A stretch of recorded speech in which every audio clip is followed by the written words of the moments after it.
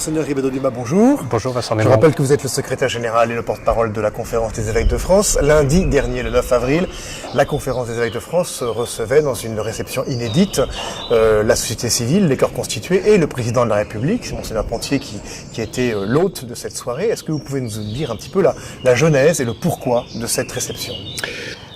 Le Conseil permanent de la Conférence des évêques avait décidé il y a quelques mois qu'il serait intéressant que le président de la conférence puisse adresser un message un peu fort à la société française et aux catholiques de notre pays, après avoir entendu de nombreux interlocuteurs qui lui disaient combien la parole de l'Église était attendue, et attendue sur des sujets sur lesquels elle ne parlait pas forcément. Je pense notamment à la question de l'entreprise, je pense aux questions liées à la justice dans le monde, mais aussi aux questions d'actualité comme la bioéthique ou les migrants. Fort de cette invitation d'un certain nombre de personnes, notamment à Lourdes lors des assemblées plénières, mais aussi à la sensibilité que le président de la République a vis-à-vis des questions religieuses et qu'il a manifesté à différentes reprises en recevant les responsables de culte sur la question des migrants, mais aussi lors des vœux traditionnels à l'Élysée en début d'année. Il a semblé opportun au Conseil permanent d'organiser cette soirée qui a eu lieu lundi dernier au Bernardin. Alors cette soirée a été longuement commentée, analysée, parfois critiquée. Votre regard à vous, votre analyse à vous en quelques mots, quelques jours après cet événement. Il me semble que nous avons vécu là un moment inédit. Inédit peut-être parce qu'il ne se représentera pas tout de suite, mais surtout unique dans le sens où je crois que c'est vraiment d'abord la première fois que le président de la République s'adresse à un public large sur l'invitation des évêques français.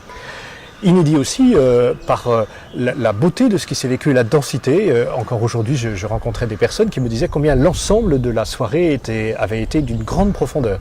D'abord par le témoignage des trois personnes qui ont ouvert cette rencontre, marquée par la vulnérabilité, la fragilité, le handicap, la marginalité, mais aussi par une force de vivre, une rage de vivre étonnante, accompagnée par ceux qui étaient avec eux, qui manifestent l'importance du lien au cœur de la société, mais aussi par la profondeur des discours qui ont été prononcés. Celui de Monseigneur Pontier, qui était d'une grande vérité, ne cachant pas les questions qui se posaient et en même temps redisant l'importance pour l'Église catholique de dialoguer avec les partenaires publics au cœur de cette société. Et puis la très grande profondeur, la très grande richesse du discours du président de la République.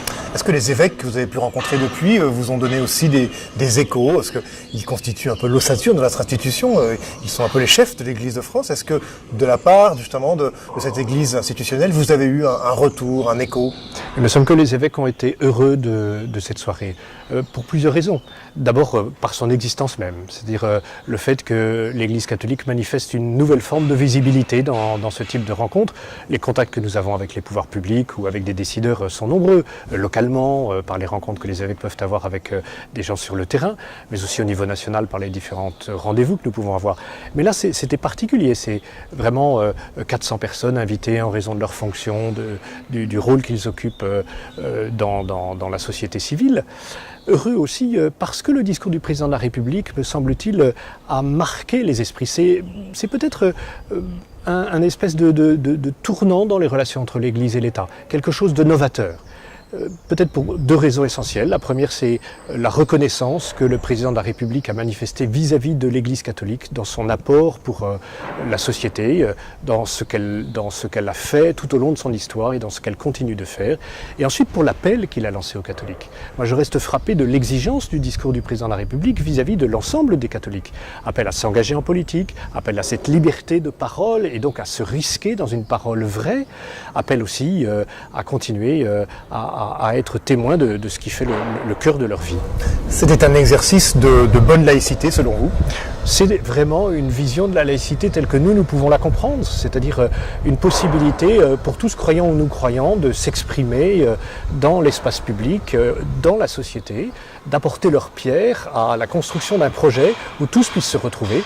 Et je crois que pour ça a été une soirée réussie. Donc une invitation très forte faite à l'Église de prendre part au débat, d'avoir finalement une voix qui compte dans la société. C'est cela qu'on a entendu, c'est cela que le président de la République a voulu faire passer à l'Église qui était présente. Oui, je crois que le président de la République a su utiliser des mots du langage chrétien, des mots qui peuvent parler au cœur des catholiques, pour, comme il le dit, pour que la République demande à l'Église 3 dons. Le don de la sagesse, ce don de la sagesse qui est profondément ancré en nous, qui est basé, je crois, sur le fait que nous marchons à la suite du Christ, qui est la vérité. et que donc forcément, ce que nous avons à dire, nous le disons d'une manière humble, en suivant celui qui est la vérité. Nous ne possédons pas la vérité, nous la suivons et nous la cherchons.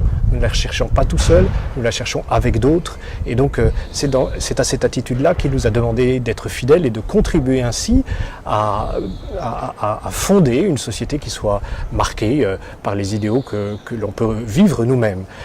Il nous a demandé aussi de faire ce don de l'engagement, cet engagement qu'il a salué de toutes les associations caritatives, de tous ceux qui œuvrent dans l'éducation, de tous ceux qui sont auprès des plus pauvres, et en accentuant sur l'engagement politique. Et c'est vrai que c'est un pape le Ier qui a dit que la politique était la plus haute forme de la charité.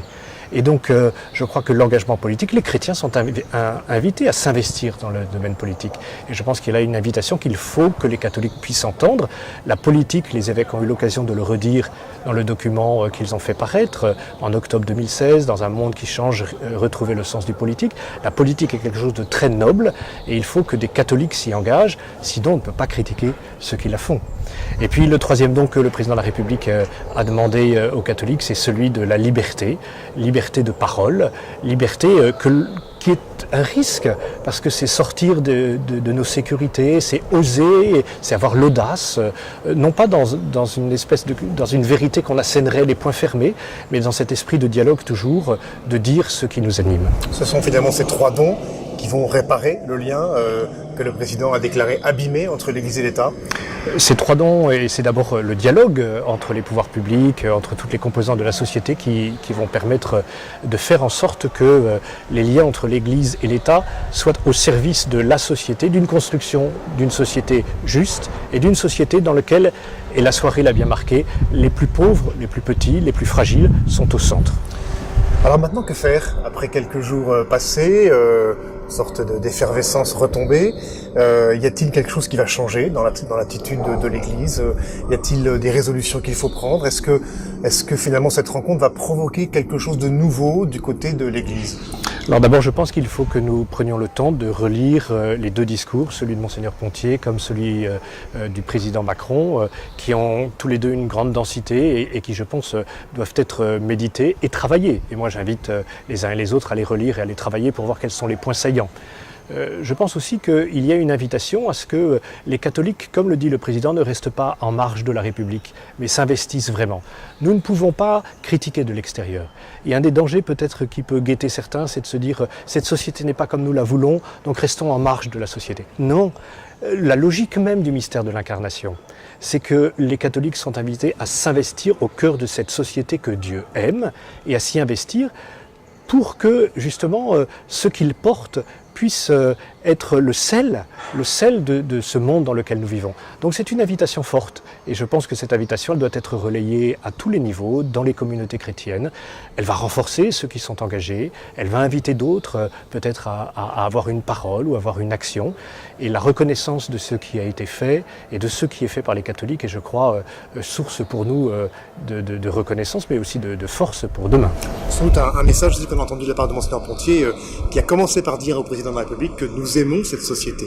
Il y a quelque chose de positif aussi, finalement une posture d'amour envers le monde dans lequel nous nous trouvons et non pas de méfiance. Il y a quelque chose de très fort, nous aimons notre pays, nous aimons cette société, il y a des choses que nous ne partageons pas, mais ce n'est pas parce que nous ne partageons pas que nous ne sommes pas au cœur et dans cette société. Et il y a une attitude, j'allais dire presque spirituelle, de se dire que c'est au cœur de ce monde que nous devons témoigner.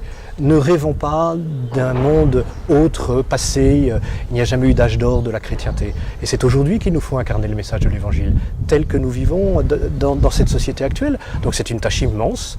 Le président de la République a terminé son discours en disant que la mission qu'il confiait aux catholiques, à l'Église catholique, pouvait sembler énorme, mais il a dit qu'il pensait que les catholiques étaient prêts. Il a dit lui-même qu'il était prêt à cela aussi.